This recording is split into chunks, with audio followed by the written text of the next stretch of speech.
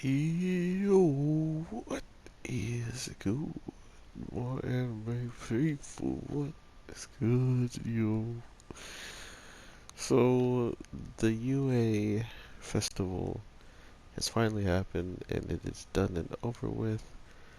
But with everything coming to an end, I was not expecting to get such a good episode out of this.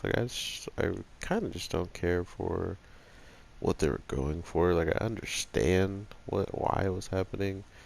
Um, and I say it in other reviews that they're kids and like the heroes want the kids to feel like kids, which I understand. But at the same time, there's so much on the line. It's hard to just be like, yeah, go be kids and don't worry about really anything going on, knowing that they're the last lines of defense, and if they don't really get on top of everything, we might end up in a pretty bad position. But with them having festivals, with them doing things like this, it doesn't feel like that urgency to teach them to be on their toes is even really there.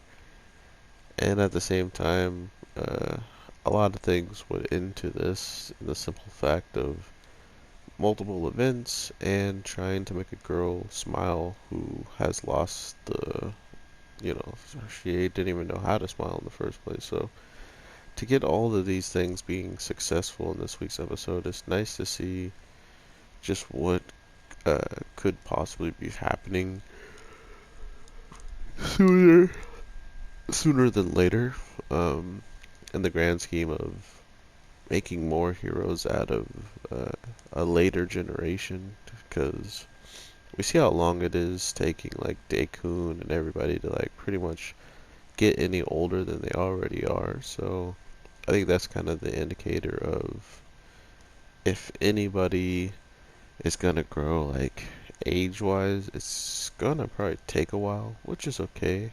Um, as long as the moments are good and the overall stuff is sold.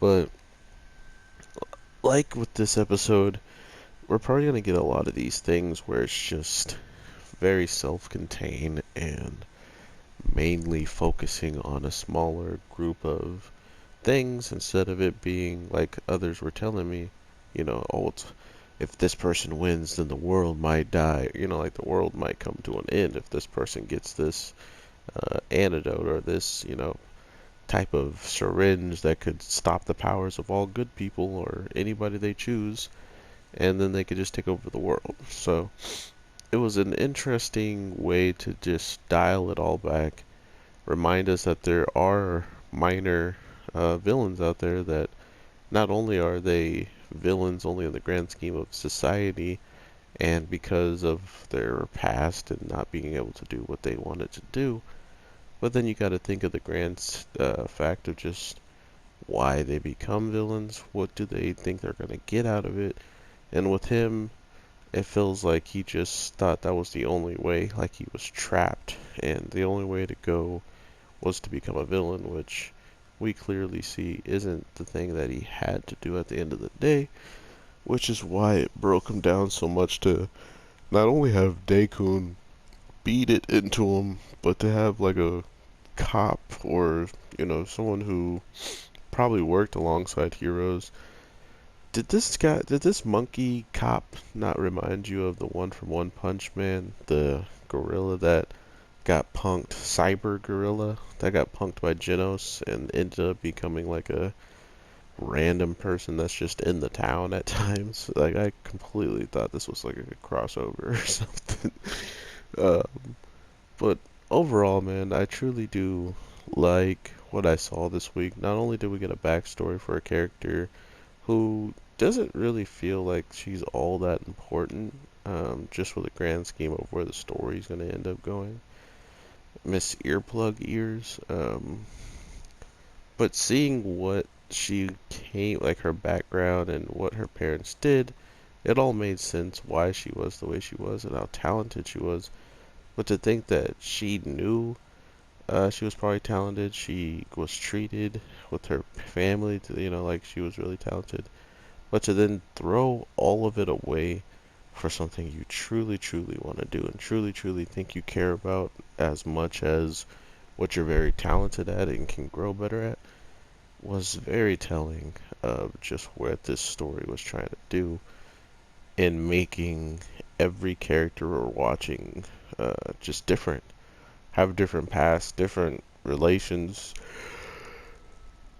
and excuse me, and above all else, a different future from each other. Sure, they could all become heroes, but they're all going to become heroes in much different ways, or for much different reasons, I should say, than the next. So, yet again, I'm watching an episode of stuff that I never really expected to be that invested in, and it made me ridiculous invested when we got to see her smile, when we got to see Deku actually enjoy the fruits of his labor and everything he went through just to get that smile, to actually have her explain the moment of why she smiled was absolutely well done, and I was gonna say captivating, but I couldn't speak because it's like 4 o'clock in the morning. But regardless of all that, I am looking forward to seeing what all this brings for the future of the show. I definitely want to hear what you guys are thinking. Not only are we getting close to the season finale, but with My Hero, they usually like to set something up, and with the preview episode, it sounds like we're getting into the new rankings, who's the next number one and number two and all that stuff. And in the end song credits, there's always been this kid with like a blindfold over his eyes, and he has like wings. I'm not sure who he is, but I think we just got an announcement of who he is, like Hawkman or something like that. And maybe we're gonna get his backstory sooner or later or something. So we'll see how all this plays out. I hope you guys are having an amazing day, night, evening, whatever the case may be. I am your boy, the Anime G, and I will definitely talk to you sooner than later. So with all that being said, take care and peace.